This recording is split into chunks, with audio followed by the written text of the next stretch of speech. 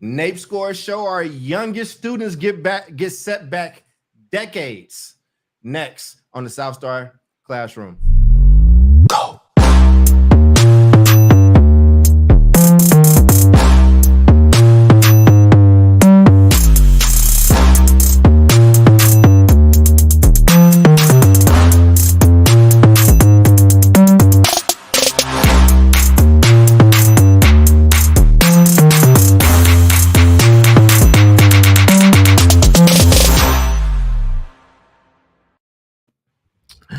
Oh, welcome to another episode of the South Star Classroom. That's David. I'm Charles, and we're talking about something really interesting today.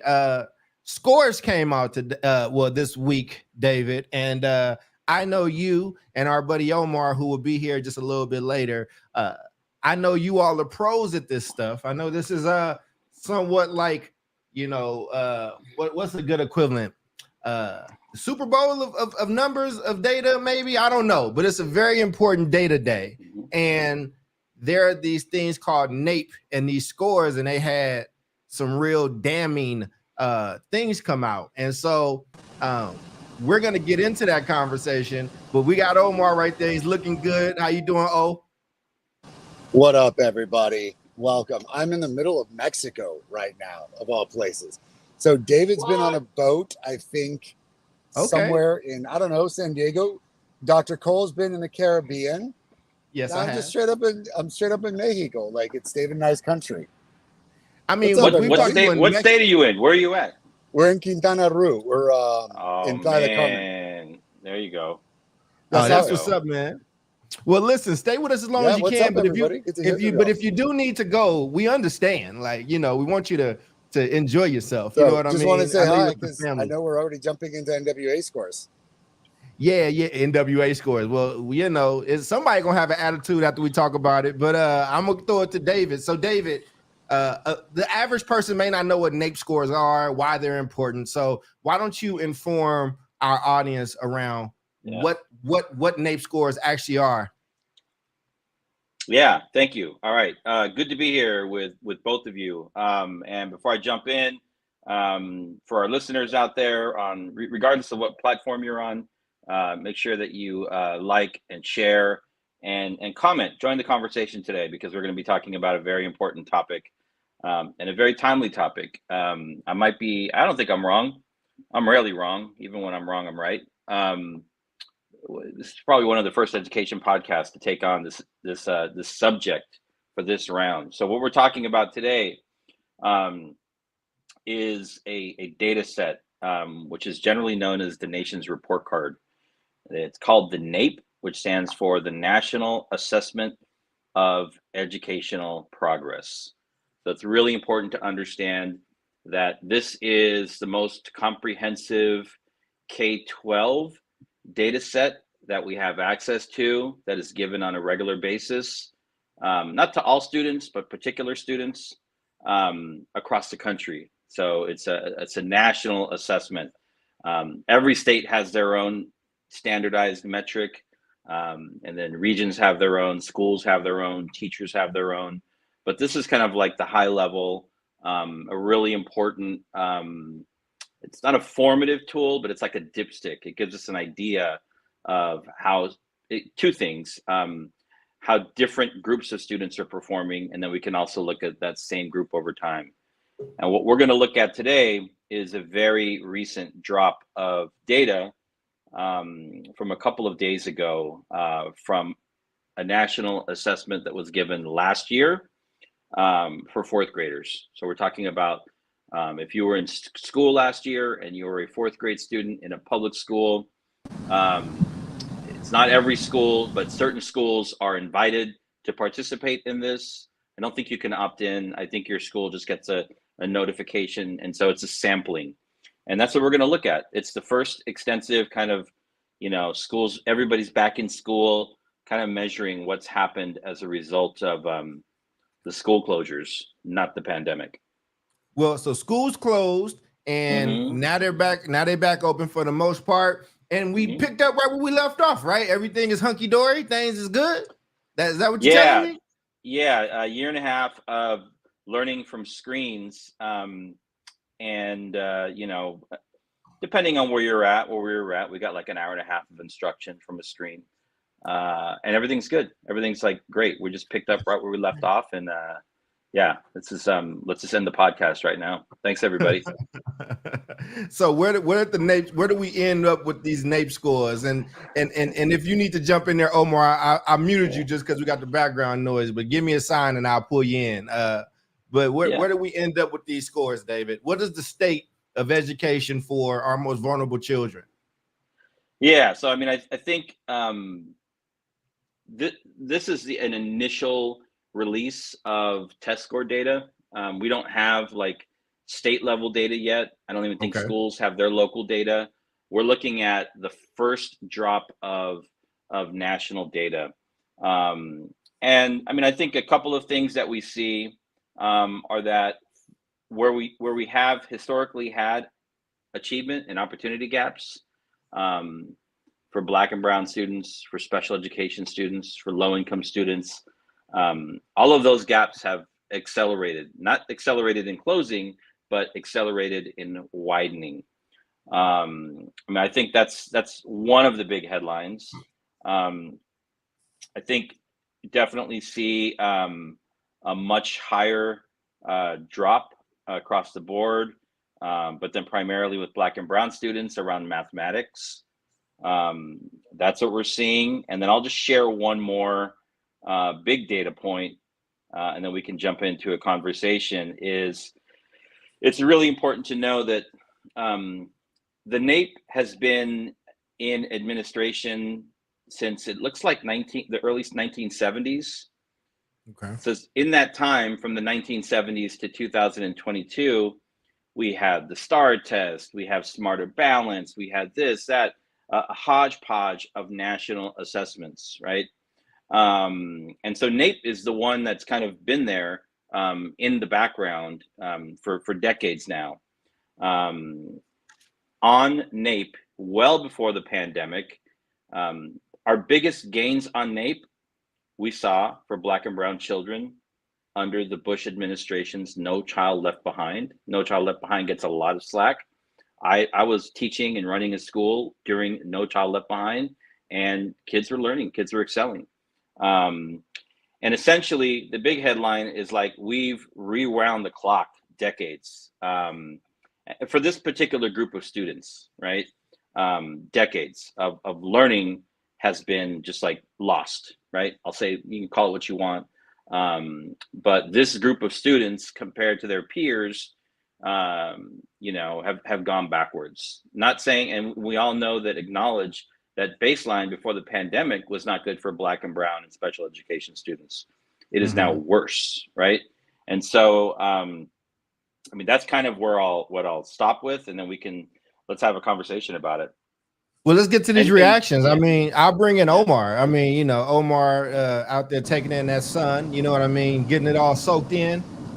Have you seen these NAEP scores, and what do they mean, Omar? I am the layperson today. I will be the entry point for the audience. So what do these scores mean to you, old school leader? I mean, you as the layperson, doctor, right, Cole? I mean, come on, man. Like, you're the researcher of the group. You know this. I appreciate the humility, though, man. Look, I think that the evidence is just astoundingly clear, which is if you start looking at these students and you start aggregating, what are the compounding scenarios that occur? More likely than not, these are low-income students. More likely than not, low-income students did not have the access to the internet and to resources the way other students did during the pandemic, during school closure. Low-income students didn't have the necessary resources of in-person support. There's probably, you know, an emerging bilingual scenario here as well, where students weren't receiving language support. So ultimately, it's not just understanding the root causes of why these scores are almost deteriorated to 1970s levels.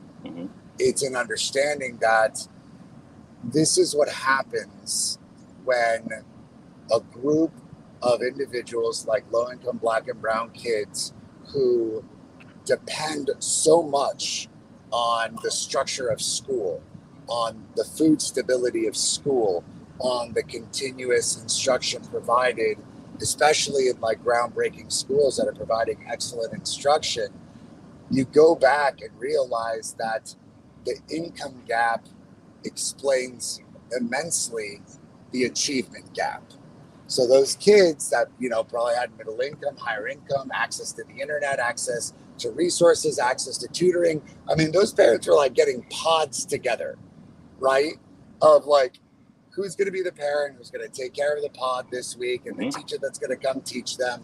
Meanwhile, like our low income families, what are they doing? Like, it's a scenario where parents are like still having to go off to work. No one's really supervising these kids, and the loss is massive. So I think what it shows is not just the disparity that occurs when you see how vitally important the school resources are for our Black and brown kids. Not only shows the massive income gap and the technology gap, but like my question for you, Doc, for David is like, what's going to happen to this group of kids? Because we're studying 1 year, but this is really about what, maybe 2 to 3 years that this deeply affected students across the country. So what happens? Yeah, he froze, but I mean, to this cohort. Major there he goes. Question right now for the group. Yeah, you froze up a little bit there, but we got most of what you said. Yeah, be careful. Don't drive into a cenote, okay? Don't drive into a cenote, please. Dude, that's what happened. We just drove into a cenote right now. How did you know, man? We're knee deep. I don't know, man. I drove into one when I was down there. Gringo alert! There's a gringo here. What is that? What is that? A cenote is like an open pool of water.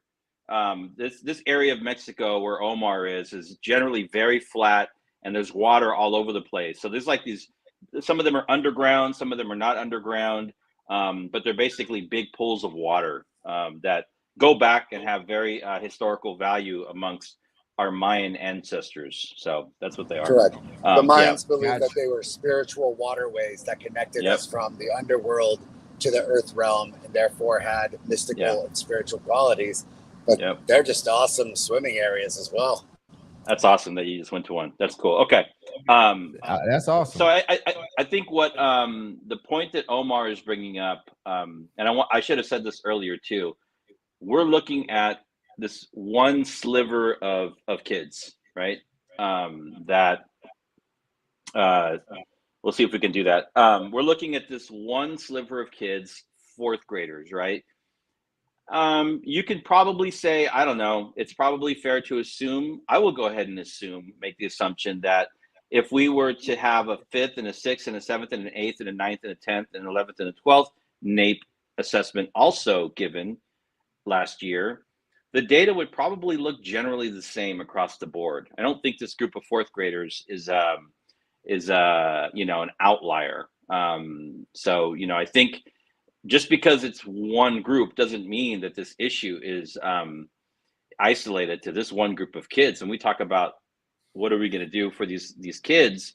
Really, what we're talking about are all kids, right? In K-12, these kids are obviously our youngest students, and really missed that key important academic developmental time around just learning how to be in school, learning how to sit next to your peers, learning how to collaborate, and learning the basic foundations of numeracy and mathematics and literacy and reading and comprehension, right? So I think he does have a good point. It's like schools are sitting on billions of dollars of funding right now, and I feel like too many school systems just reopened up like nothing had changed. We're not seeing a fundamental shift in the way that schools are addressing this learning loss. It's like, well, maybe you can go to an after-school tutoring club or this or that, but it's like a return to the normal, and the normal was not good for our kids, and we know that, and now it's even worse. So I think we're going to get a lot more data. It's going to come out. It's going to be ugly. It's probably going to be very ugly for the blue states. It's probably going to look worse for states that kept kids out of school for longer. You can guarantee that. We'll bring that data back for you. But I mean, I think the question is, like, we can't change what happened. We should hold people accountable for their decisions. We all agreed that we needed to close schools in the beginning, but like, we should have been fighting like hell to open them, 6 months after the first COVID wave came, and we didn't. And so I think the big question is, like, what do we do now, given where we're at? Because I think it's clear, Dr. Cole, you've said this before, we've been on our own, and now it truly feels like, we are on our own. Yeah. Oh, you just took the words out of my mouth, and I appreciate just kudos to Omar, because I would not be talking to you jokers right now, man, if I was he out here shining, you know what I mean? He just look happier. It's like he in a whole different timeline than me and you right now. But I would say this there is no better irrefutable proof that it is not conducive to us, our people, us as a collective, to be overly dependent on this system. Because here are the things that I remember that a lot of people might be forgetting or conveniently acting like they forget. Randy Weingarten, and I must just say this, she got a job to do. It is what it is. I'm going to say this with no emotion. I'm going to say this thing, and I don't wish ill to this person or whatever the case is. That woman had a lot of control over what has happened to a lot of young people. And there was a lot of tough decisions that needed to be made. But I promise you, the kids under her tutelage, the ones that, if she has kids, the people in her family, the people that she loves, I promise you they are not impacted by these scores in the same way that your kid is. I promise you that. I absolutely promise you. I remember during the pandemic when one of the union bosses just talked about how dangerous it was to be outside and to be around people and these things. And it was there was a point. I want to be very clear. I want to be very clear that it absolutely was. But I remember that same person, it being exposed that she was on vacation doing that Zoom at a beach partying with people. Like, there were a lot of people that made decisions under the guise of being for black kids, brown kids, poor kids, all this stuff.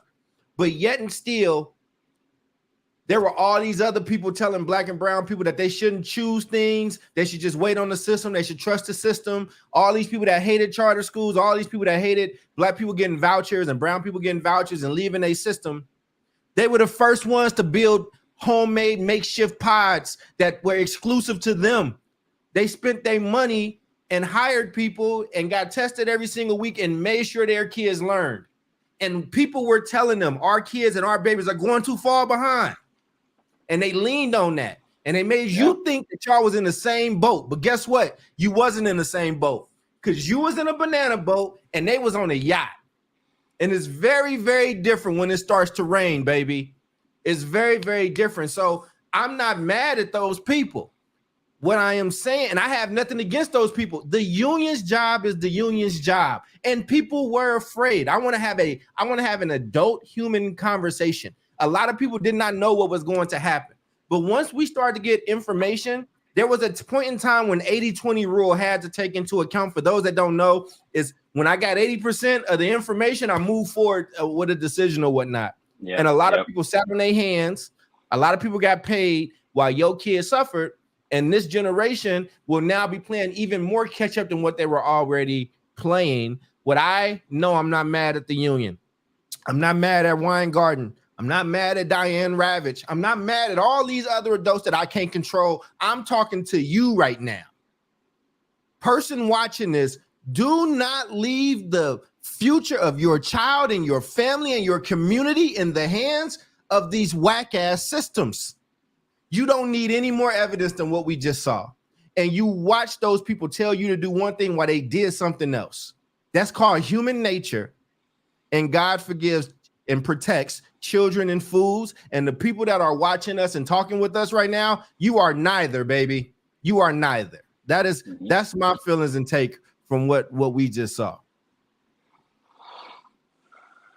Yeah.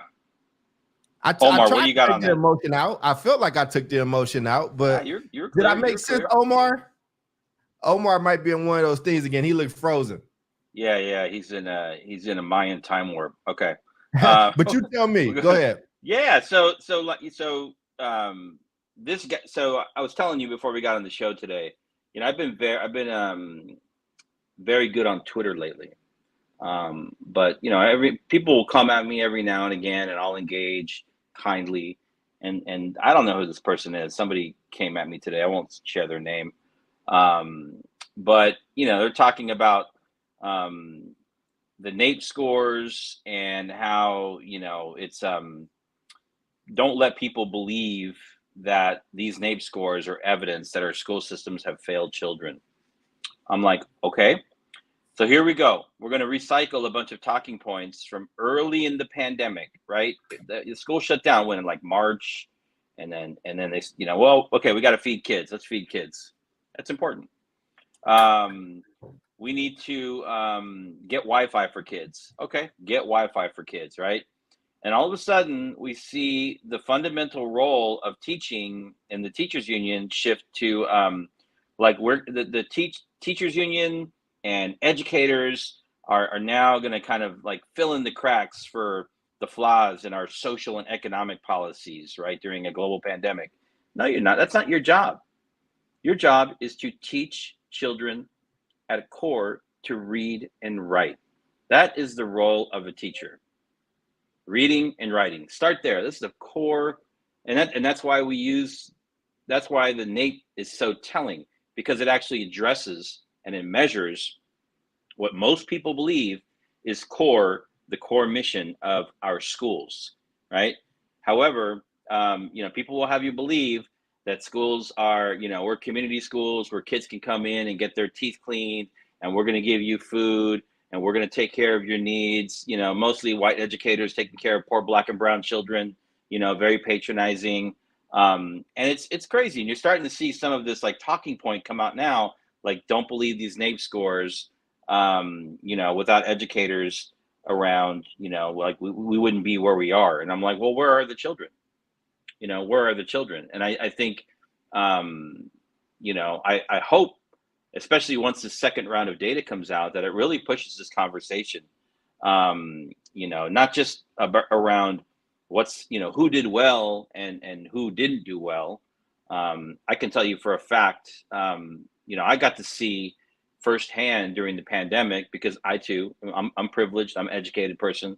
And, you know, I got to set up my family and my extended family in the Bay Area and my neighbors' kids, low-income kids, into a pod. And I ran a pod throughout the whole pandemic, the whole year, Kudos. you know, for that full school year, for mainly elementary school children.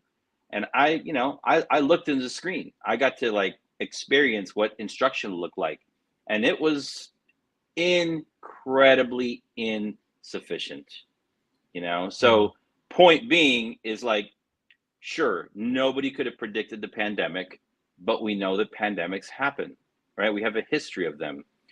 How could our school systems have been so utterly unprepared to switch to remote learning? Other places did it. You know, in Mexico, when the pandemic happened, Mexico had an already existing system of delivering education through old school TV. Turn on the channel to channel 10. That's the national education TV channel. Kids can sit and watch TV and get high quality, you know, lessons that are generally uniform. Mexico was ready, right? A lot of charter schools were able to switch very quickly and transition because they're smaller, they're more nimble. But I mean, for that first like 3 months during the pandemic, when we were in Oakland, it was a complete waste of time and I didn't even know what they were doing at school, to be totally honest. My kid got like an hour and a half a day. All the other kids did. It got a little better during that second year, but I'm like, what are you doing? Like, I don't know. And I know teachers are getting paid. Teachers are going through the trauma and COVID also. I get that. But it's unbelievable. I mean, at least from what I saw, we let our kids down 110%.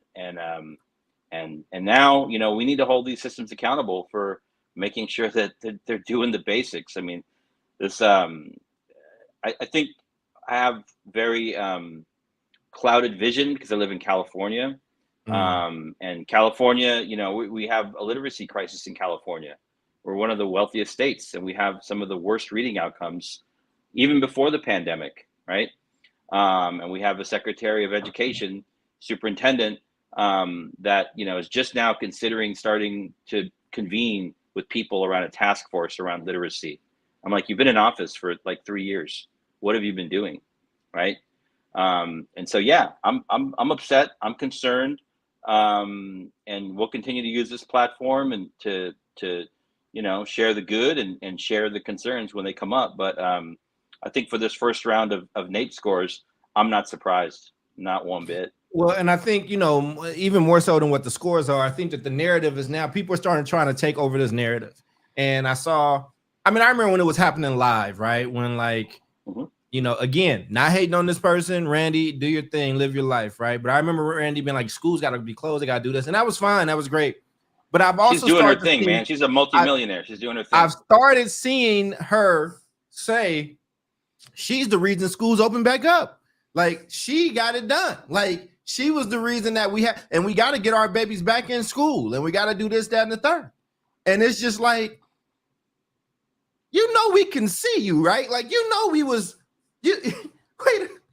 what kind of Jedi mind trick is happening right now? What is happening right now, right? And I think these are the type of games that people play with your kids, though. And listen, even if you ain't got kids, this is about the future of your community. This is about who's going to be running things very, very soon. And, you know, there's just a level. Listen, this is something that we all have to work on in this day and age. And I have to work on it as well. And that's removing my emotion and just looking at the facts of a situation and leaving my emotion out of it, leaving my politics out of it, leaving my, you know, just the biases that I might already have in my head around it. Because at this point in time, there's a difference between having discernment and also like a different just level of selfishness. I think that there are facts that were staring us in the face, and we just decided to ignore those facts and go for something that made us feel good in the moment.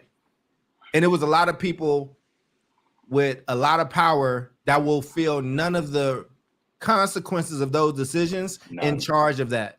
And so parents that are listening, community leaders that are listening, students that might listen, we got to get used to looking at facts and making the best moves off the information that we got. And our kids deserve better, but we got to own this. We got to own a little bit of this because we saw this, man. And it might not be our fault, but we the people that got to live with it and got to get things right. So that's what I would say directly to our community on that joint. Yep. And there was, you know, there's been a lot of different takes. Obviously, there'll be more. And, you know, some are from people that we know and some are from people that we don't know. And I was looking through my Twitter feed just now. I couldn't find it. But there was somebody, she might have been a parent, maybe a researcher, you know, did a long Twitter thread around the NAEP scores, kind of reiterating, like, we could have had her on the show and she would have been a good fit. But she also said, like, you know, so what are we going to do? And what are you going to do as a parent? Right. And it was very simple. It's like, goes back to a lot of the stuff that you put out, Dr. Cole, and I'm sure a lot of the work in terms of goal setting that you all do. Omar is now at the bottom of a cenote. It's called a condo cenote. Yeah. He's chilling, dude. You know, this person on Twitter said, forget about everything else. You're a parent. Your kids have started school. You know, we're still in the first couple of weeks of school. Here's what you can do. Talk to your teachers. Talk to all of your children's teachers. Ask them for information, standardized or non-standardized, about where your child is. Ask them about work and goals for the year. Like, you know, so put a stake in the ground now and say, like, where is my kid at now? Ask them for that data. And then say, okay, let's work together to plan to help, you know, advance learning for my child. You can choose, you know, kids take all different kinds of classes. We tend to, you know, hone in around math and English language arts, right? But, you know, you can do the same for history. You can do the same for science. Is, as a parent, equip yourself, communicate, let your teachers know that you're paying attention, and ask them for whatever data they have that they can share, open a conversation, and set some expectations that as a parent, Right.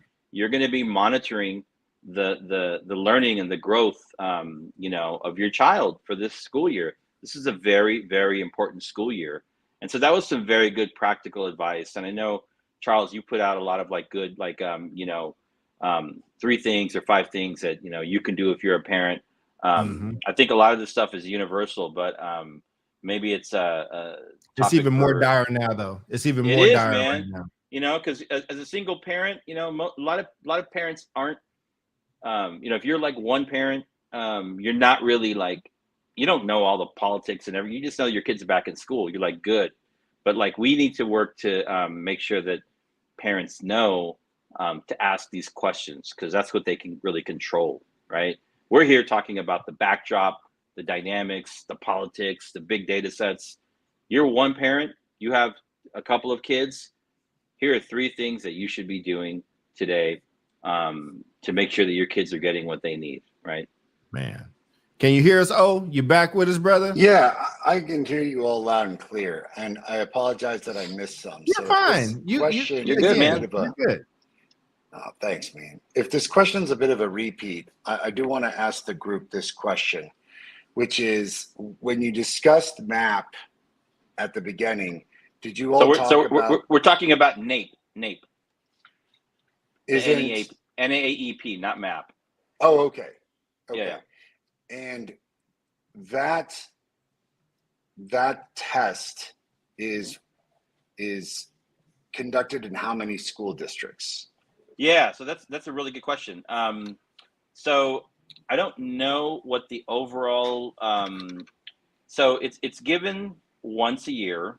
Um, it's given at not every grade level, but particular grade levels. I know fourth and eighth are 2 of the big ones.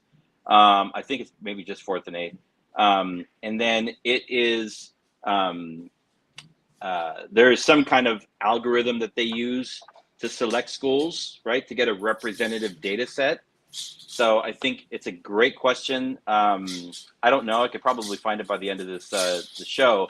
But you're asking of 100% of public schools, what this data set is representative of, 5%, 10%. It's So probably, yeah. yeah. Well, I think what I'm getting at is if we're talking to parents and we're Mm-hmm. talking to kids and we're saying, hey, we're kind of at the 10,000-foot level of this information. What does this mean in terms of, I don't know, like the future ramifications for education and kids and these cohorts? That's a lot. I think if we boil it down to a very simple question that I have for you gentlemen and for our listening audience and our parents is, does your school provide some sort of assessment for you to Yep. know what grade level their math is on and what grade level their literacy is on? That's right. So I'll give you a quick example. In the state of Texas, we take the STAR exam. All right. Now, if you're in, let's just say, 6th grade and you take the STAR exam, am I still live? Okay.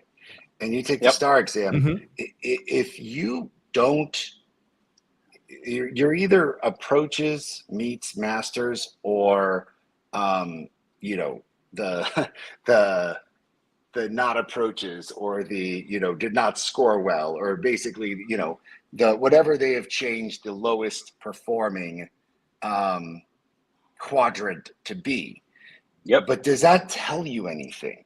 See, if I'm a parent and I'm like, so my kid didn't pass the STAR test, Yep. okay, they can give me all the ins and outs of like, well, they got these questions wrong, and these are the levels that that they're not excelling at in terms of the 6th grade exam. But it doesn't tell a parent, hey, your child's actually at the 2nd grade reading level. Hey, your Mhm. child's actually at the Yeah. 3rd grade math level. And we need to produce some sort of information that's going to help you understand about where your child's gaps are academically, and then Yep. formulate a plan. So follow me, Doc, follow me, David. How many of our school districts, even, I doubt charters, because charters are very, very data driven for the most part, but I don't want to make a sweeping generalization about charters. David's, yours was and probably still is. Charles, you live in data. My scores are completely living in data. How many of our school districts and our charter schools have this kind of accurate data to diagnose what literacy and math level a child is on, and therefore are able to prescribe a very centralized plan for this kid? Because what happens is you fail the STAR, you go into STAR remediation, but they're like, well, here are the things you didn't do well, which is like cool, but where do you even start in terms of like, oh my God, like this child's gaps go all the way back to the second grade. So I kind of just want to get some reactions and thoughts about that particular question about where do our school districts provide parents and kids the empowerment to understand their exact level and then prescribe a very definitive plan for that child. So that's a really good point, Charles. Let me just take a quick quick attempt at this. Yeah. So because this goes back to the beginning of the show. So what we are talking about now is the nation's report card, the NAEP. It's not something that maybe if your child took it, you'll get a report on it. I don't know. This is an assessment that is used for like our big systems, our education think tanks, our legislators, the people that work in policy. That's really what this is designed to do. What Omar's talking about is as we come down from NAEP, you have statewide testing systems that kids take in every state, I believe. And parents can have access to that, but even that is not sometimes very helpful. It might tell you how your child is doing. Doesn't give you an action plan necessarily, is what Omar's saying. So you've got NAEP, then you have your statewide. And so what we're talking about now is getting into assessment systems that school districts and or charter networks or charter schools elect to use as what we call like a formative assessment. Formative means like you can take a math or an ELA assessment, and you can use that information to modify instruction for a child. It's actually usable data. It's actionable data. And so I think that's what you're getting at. And that's what parents should be asking for of their teachers and school leaders. And, talking about assessments like NWEA is one. A lot of people are using iReady. There's a whole host of regular ongoing assessments. And that's the starting point for parents to kind of, the report card comes out, whatever happened in the report card is done. You can be asking, if your child is taking a math or a reading assessment, there a lot of times they'll do it in the first couple of weeks of school. It's called a diagnostic. Ask for that data. That data will tell you where your child is, and it'll give you a starting point. Don't raise this conversation at back to school night. That's not the right time, but get a parent teacher conference going. And that's where you can kind of lay this out and say, like, here's where my kid is. They're in the fourth grade, but they're doing math at a second grade level. So like, what's the plan? What are we doing here? Sometimes parents have to do that. Go ahead. Yeah, go ahead. No, I agree with you. I'm gonna take a different approach though, because I think, in Bill, who was talking to us as Gene on the thing, I think, Gene was saying, explain the difference between summative assessments like NAEP and STAR and MAP and the differences and all that stuff. And we are talking, like, it makes sense if you are a parent with the knowledge base of like Omar, David, Bill, people that work in that space. I think you start losing the average person, right? When we start going into these different type of tests and all that stuff. I think at its most basic level, I think if you're listening to this, you should know what your kid's reading level is and math level is. Like, just start there. Start with that piece. And whether my child is on grade level or approaching or above, then you should act accordingly based off that stuff. And you should ask for a specific plan for said child. And a lot of teachers don't expect a parent to come and ask for that stuff directly. And I'm gonna be very honest with you, there are a lot of English teachers or language arts teachers that don't know what your kid's reading level is, or that school isn't pushing them to do the due diligence. So that's why when I'm talking about this stuff, I'm trying to keep it very simple. Ask for your teacher for your kid's reading level and the plan. If they don't know, your next conversation needs to be with that principal. Ooh, hey, man. and they don't know, and why don't they know? And this is the type of plan I need. And if you don't get that answer, then you need to be going to said district, said charter leadership, said private headmaster, or whatever, right? Like, these are very vital things. It's almost like if you went to the doctor and your grandma's in the hospital and you know she got a history of high blood pressure, and you ask them what her blood pressure is and they say they don't know. It's unacceptable. And so I want to create those parallels, because literacy is like the foundation. It's like like everything else that we do is dependent on where this thing is, similar to blood pressure at a hospital. And so, I might not need to know how everything that's going to happen in the surgery. I might not need to know, what I'm saying, the difficulties of it, because that's what a surgeon is for. That's what a doctor and a medical professional is for. But you can at least tell me how Granny's blood pressure is doing. Like, how are her vitals? These are your kids' vitals, their reading level and their math level. So I think what David, Omar, and Bill have been talking about is actually highly, highly important. And I think there's levels to this. And if you at that level, God bless you, and you should do those things. Don't feel bad if you're not at that level, right? This is what education is for.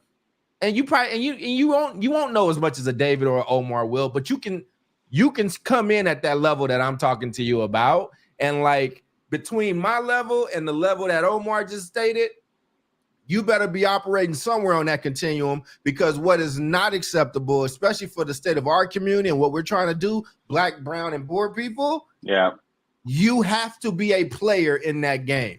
You have to be somebody that is driving that bus. It will do your child no favors if you are a bus rider in this scenario. And I'm not trying to steal Charles Barkley's euphemism that he had for Kevin Durant, but I think that it's a very simple one to grasp. The time for bus riding is over. It is over and it is done. You need to start driving that. That don't mean you got to know everything, but asking the right questions and applying the right pressure at the right points and right places can raise your kid to greatness and let you know what you need to do so you can get the actual prescription that is needed for your child's diagnosis. And so Bill's got a comment here, and we've all heard this. And so I think if you're a superintendent, if you're a principal, if you're a network superintendent, if you're a parent, if you're an auntie, if you're an uncle, somebody who's looking after kids, we've heard this thing from teachers, like, how are the kids doing? How's my kid doing in your class? Well, they're doing great. Well, how do you know? I know my kid. I know my kids. I know how they're doing. I'm like, well, how do you know, that the kids are doing well? You've always got to push and ask for something that actually demonstrates, that they know how their kids are doing, because, and I'm not putting teachers on blast, but I'm saying, like, if you're a teacher, it's actually easier if you have good and transparent assessment data to show how kids are doing, right? And again, some school systems, I'm sure El Paso leadership in Oakland, I mean, we could have given parents a lot more data. We chose to give them, because it can be overwhelming. But at a minimum, we would give parents, at a minimum, right, 3 report cards a year based on the progress reports, based on the trimester. Mm-hmm. The progress reports were tied to the state standards of California. We didn't make up our own stuff. We're like, here's the California standards, for the different subjects. And then we also gave parents a trimester NWEA report. We taught them how to understand what the NWEA is. So when we met for parent-teacher conferences in the fall, which is coming up, we're in the fall, we had a baseline for kids to talk about an annual growth goal for math and for reading and for for the other subject if kids are older. But we actually had a concrete conversation, and we could say, here's what we're going to do, and here's how we're going to get there, right? That's very basic. That's something that all school systems should be doing. I think my question, in addition to this, David, is like, I completely agree on this. I want to go back to something that I heard earlier where you were saying that scores jumped up radically during the No Child Left Behind time. And I want to punch this and say, listen, like No Child Left Behind was an interesting time in education. But I think one of the fixtures of No Child Left Behind that I really liked, that I really enjoyed, that we still use, that every charter person worth their girth and district person worth their measure is the data. No Child Left Behind was really this time of finally like tracking data and being like, how is your kid actually doing? Like, how are they not only scoring on these exams? And I know everyone in the audience is like, look, my kid's not my exam. I get it. Like, look, I'm with you. Not everything's the exam. But when we talk about basic reading levels and basic math levels, don't you want to know where your child stands? Look, my niece is in private school. All right. They don't have to take any tests, but they all take the Stanford 9 exam. And the Stanford 9 exam is essentially what we're talking about with map data or anything else. It essentially says, hey, in linguistics, here's where your grade level's at, in reading comprehension, in vocabulary.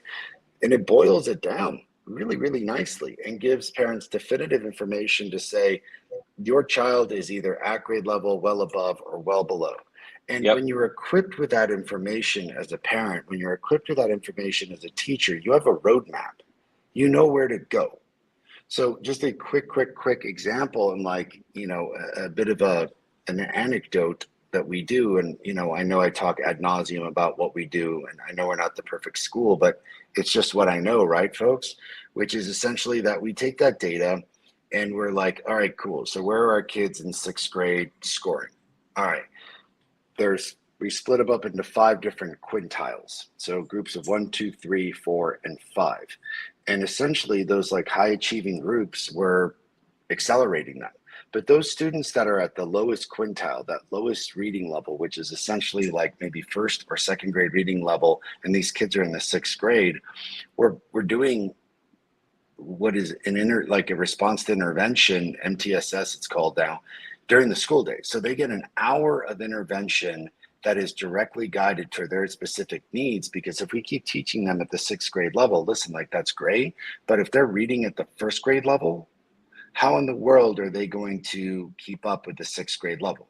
What happens to these students is that they get very frustrated, they get annoyed, they get demoralized. And because we're not raising and addressing those gaps from, let's say, 1st grade, 2nd grade to 6th grade, this whole middle area, that's now the road path that at least a school like ours will say an hour a day, we're filling in those gaps so that you can do extraordinarily well with the 6th grade standards. Imagine if you didn't have that data and you're a teacher and you're not talking to any other teacher in the school. You're just teaching the 6th grade English, standards, and you're like, whatever, dude, if you don't get it, you don't get it. Like, that's not my job for you to go back and get your 2nd grade standards. That was a 2nd grade teacher's. Like, I'm teaching only 6th grade standards. And people wonder why our dropout rates are through the roof. People wonder why national literacy rates, regardless of race, are like an abomination. And I mean that, ladies and gentlemen. We're like 36th, 37th in the world, people, in literacy. That's unbelievable. Like, that's another test. That's the PISA exam. That's the international test that says how well are we doing in terms of literacy and math with other countries. But what I'm getting at, for a parent, for a teacher, for a school, for a district, it starts with the data. And if there is none, I think, like Dr. Cole and David astutely said, it's like asking about your heart and your blood pressure without any data. You just kind of have a feeling that things are going well.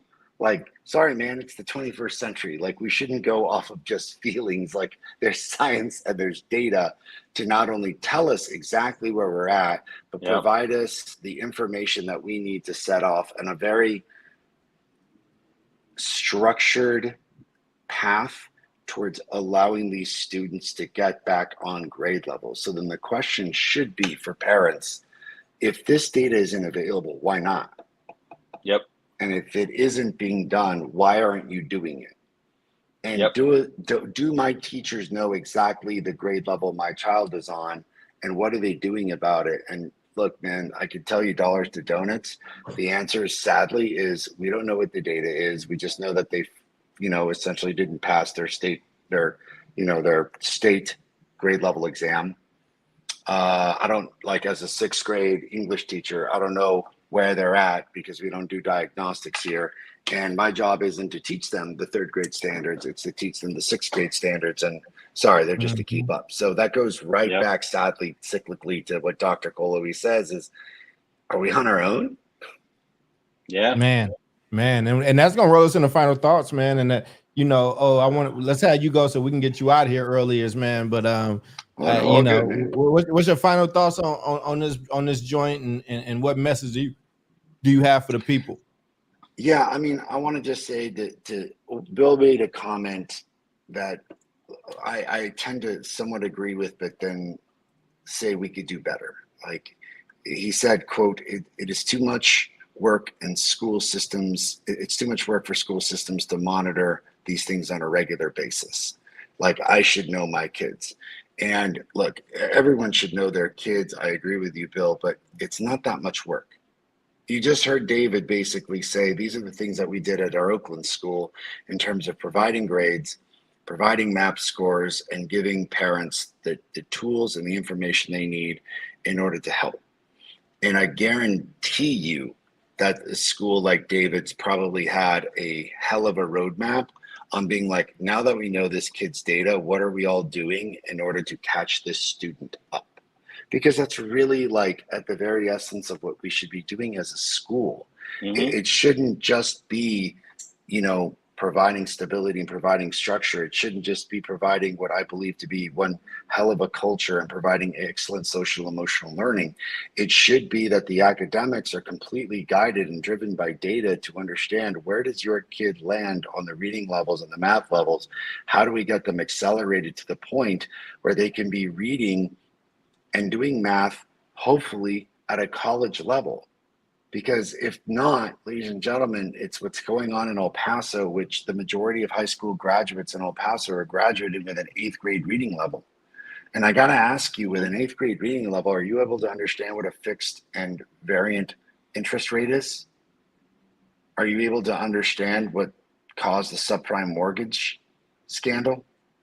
Are you able to understand a legal document? Are you able to really read the car loan that you're getting and understanding fixed and variable interest rates? Like, we're sending out a population, lambs to the slaughter, because their literacy levels and their critical thinking levels are horrific. And I just got to ask, like, this is what schools should be doing.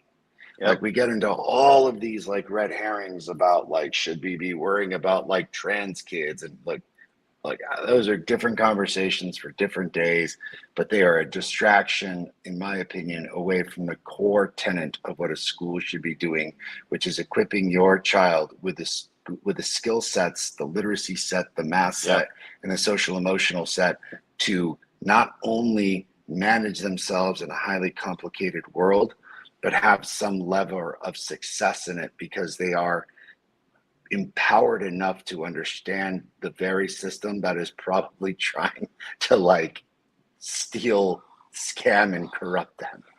So on that respect, like, those are my final thoughts. And it's honestly, like, what are we here to do other than that? Yeah. So, Charles, can I go next? Of course. You close this out. All right. Just because I think Omar didn't steal my thunder, but he definitely is, like, we're thinking the same thing here. Why we're bringing this information forward? Why do we talk about data, right? Because we know that we can actually look at data that is coming out of our schools, and we can do some pretty good, like, projection as to what the life outcomes are for particular kids given their performance in school, right? We're seeing we're like living in this upside down right now where a lot of school systems are like, wow, during the pandemic, our graduation rates skyrocketed. Okay. And then we look at, this like early set of NAEP data, and we'll see more. And you see this difference between like what children are actually, how they are performing in school versus like how our school systems are like moving them through. And ultimately, for children that we talk about on this show, and it starts early, it starts in middle school, it can start in elementary school, and definitely by high school, it's in full mode, is the disenfranchisement from school for children, for Black and brown children, special education children, that they're behind, they know they're behind, some of them ask for help, they're not getting the help, and eventually they will find the things that a human needs in other places, right? Can't get a job, didn't XYZ, whatever, or can't get the right kind of job. I got a job, I'm not making a lot of money. These things translate into poor academic outcomes for children in school, translate to poor life outcomes for young adults and adults out of school. That's why we talk about this. This is not about like, oh, the pandemic happened and we weren't ready for remote instruction, but we fed kids, and we were out protesting and whatever. I'm like, it's for me, it's the same tune. Pandemic, post-pandemic, pre-pandemic, we know that student outcomes in school translate into life outcomes. And maybe they're not the kids that are living in your community, but they're the kids that are living in my community.